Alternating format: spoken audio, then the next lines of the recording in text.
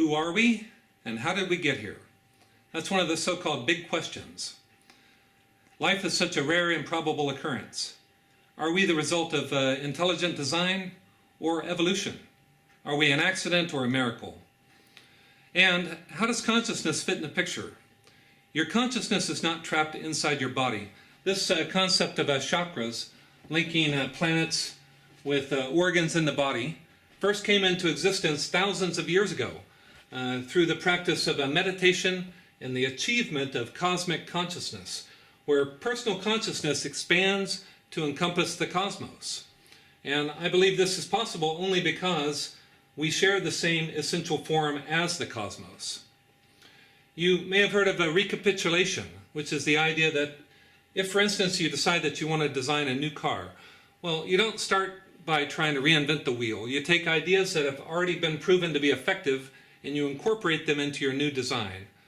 Back in the 1880s, a man named Ernest Haeckel proposed a biological theory of recapitulation, stating that an animal's development in the womb repeats and mirrors the evolutionary stages of a species as it evolves.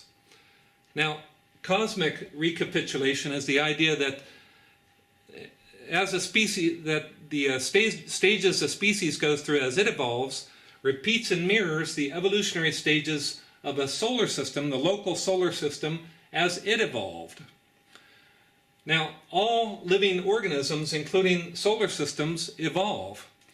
Back in 1796, Simon Laplace proposed the nebular hypothesis, the idea that a solar system evolves out of a vast cloud of interstellar dust shaped by gravitational and electromagnetic forces into a central sun with planets orbiting in shells. But that's not the only way that a solar system could evolve. Some people believe that a solar system may have evolved, our solar system in particular, out of a binary system of stars, two suns, and that the smaller of the two suns was a body called Super Uranus. And between the sun and Super Uranus existed a electrical discharge axis, and this early stage of the development of the solar system would have looked very similar to a stage in the primitive embryo called the primitive streak. Now, eventually, Super Uranus broke up or differentiated into the various planets now orbiting the sun, but that electrical discharge axis provided the archetypal form for the spinal cord. And around that original electrical discharge axis was induced a very complex electromagnetic field equivalent or corresponding to the primitive vascular system of the embryo. Now,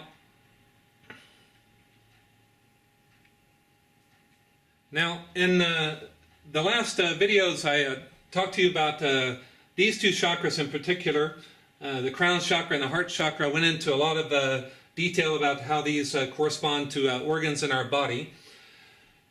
And now I would like to go into some of these other chakras that I haven't addressed so far. But before doing that, I want to admit that I haven't been able to work out all of the correspondences as thoroughly as I have for the heart chakra and the crown chakra. And the reason for that is because we have relatively little information about these planets, because we are only able to examine them from a very great distance. But I fully anticipate that as we gain more information about the interior, the physiology, and the chemical processes that are going on inside these planets, that we will discover that each planet does correspond to a organ system, and that it basically provides the form and structure for the organ system through a chakra. So with that in mind, let me start with some of these planets here. Now, assuming that the crown chakra and the heart chakra are accurately assigned, then it only makes sense that the two inner planets between the sun and the earth would correspond to two chakras between the head and the heart, and that the other planets, the outer planets, would correspond to chakras making up the lower half of the torso. So the throat chakra is ruled by planet Mercury, which has an intrinsic magnetosphere and corresponds to the thyroid gland. Now, the throat chakra, Mercury was winged Mercury was a Roman god of communication or eloquence, and it only makes sense actually that Mercury or the thyroid would be located above the trachea and the voice box. The voice box is the organ of communication in the body, and here's the Venus and Mars. And I mentioned in video number 7 that both of these two planets are lacking intrinsic magnetospheres. They have something called induced magnetospheres, but I think that it makes sense in terms of cosmic recapitulation why these two planets in particular are missing or don't have their own intrinsic magnetospheres. Now, Venus is thought to correspond to the thymus or the thymic gland. And the thymus gland is an important organ in the body up until early teenage years, and then it actually begins to atrophy and doesn't have much of a role in the body of an adult. So some people actually believe that Venus at one time also did have an intrinsic magnetosphere, but over the course of its evolution, that its magnetosphere has faded or disappeared somehow. The same with Mars. Mars is thought to correspond to the spleen, and the spleen is also an important organ in the early development of the body, but as an adult you hear all the time people being in car accidents, they have their spleen removed, and it doesn't seem to have much of an impact on their health. So also this was thought at one time to have an intrinsic magnetosphere, and it somehow faded away. There's evidence that it did have, Mars has a very, it's an iron core. So, all right, now this, here's Jupiter. Jupiter is, this is the navel chakra, and the navel chakra is ruled by planet Jupiter, which corresponds to the adrenal medulla. Now, the adrenal medulla is the interior of the adrenal gland. Jupiter is the first of the gaseous giants. It's the largest planet in the solar system by far. It contains most of the mass outside of the sun of all of the planets. And it has a very powerful magnetosphere, the most powerful outside of the sun. Jupiter is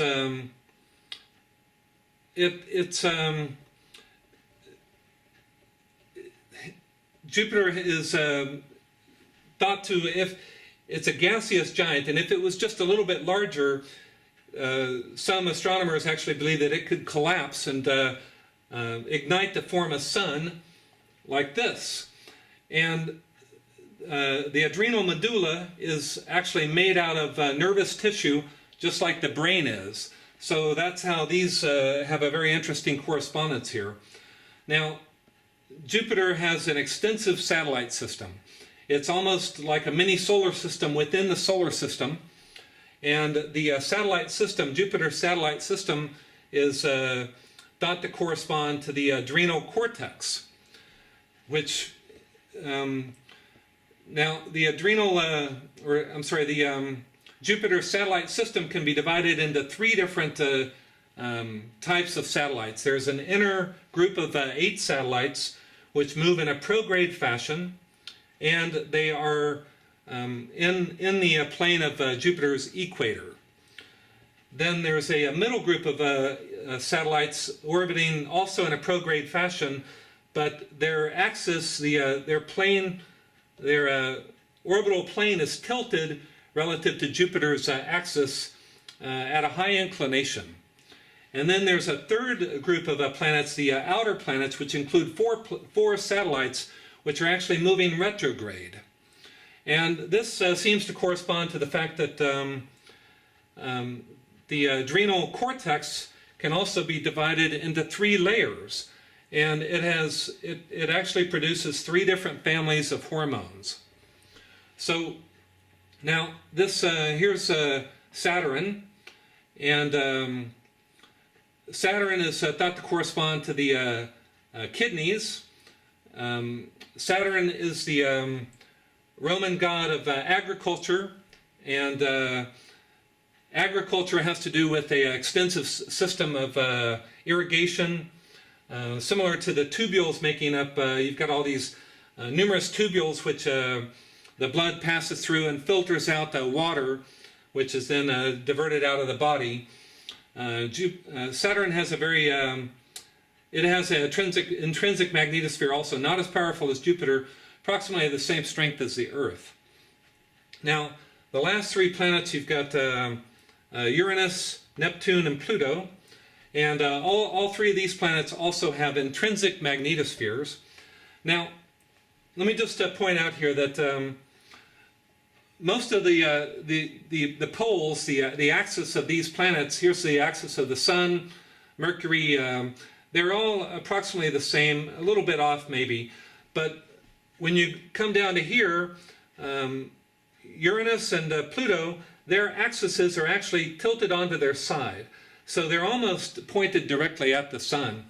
And their magnetospheres also at different times over the course of their orbital year, the axis of the magnetosphere is pointed directly at the Earth, first one end and then the other end. So the combined magnetosphere, the Sun's magnetosphere combined with the magnetosphere of these planets, Uranus and Pluto, result in unusual structures. At one time, when let's say the north end is pointed at the Sun, you get the equivalent of a shape to the magnetosphere shape, basically almost like a phallus. It's convex. And then at the other time of the year, when the axis comes around and the other end of the axis is pointed at the Sun, then you get a convex shape to the same magnetosphere, similar to the two different polarities of male and female genitalia, basically. So the basic idea is that each one of these planets rules a chakra, which manifests as an organ system in the body, complete with rhythmic manifestations, including the release of hormones and different qualities, which I think as we study we can uncover more correspondences here. So that's basically what I wanted to say here about these various planets. And in summary, I've introduced a lot of new ideas here. I think that the most important idea by far is this idea that we are complementary organisms to the solar system, and that the solar system is a photosynthetic being, that the Sun is the brains of this being, and the Earth, this same Earth that we're walking around on, we're building our cities on, and we've got the roadways, and we're driving all our cars, and we're polluting, and this is the heart of this being. And it's a photosynthetic being, and photosynthesis relies on plants. And plants rely on water, this hydrologic system, and we're polluting the water and we're burning down rainforest. And you don't have to be an expert at reading the stars and the planets to know that this is insane behavior, right? Any pollution or ecological destruction on this planet corresponds to disease in our bodies. It's that simple. Now, 50 years ago, for no other reason than we needed a good challenge, we decided that we were going to send a man to the moon. And we now have an even bigger challenge. And it's a useful challenge. And the challenge is that if we ever decide that we truly want to be healthy and happy, we need to focus on ecological restoration of this planet. We have to clean up the water so that we don't have to have bottled water.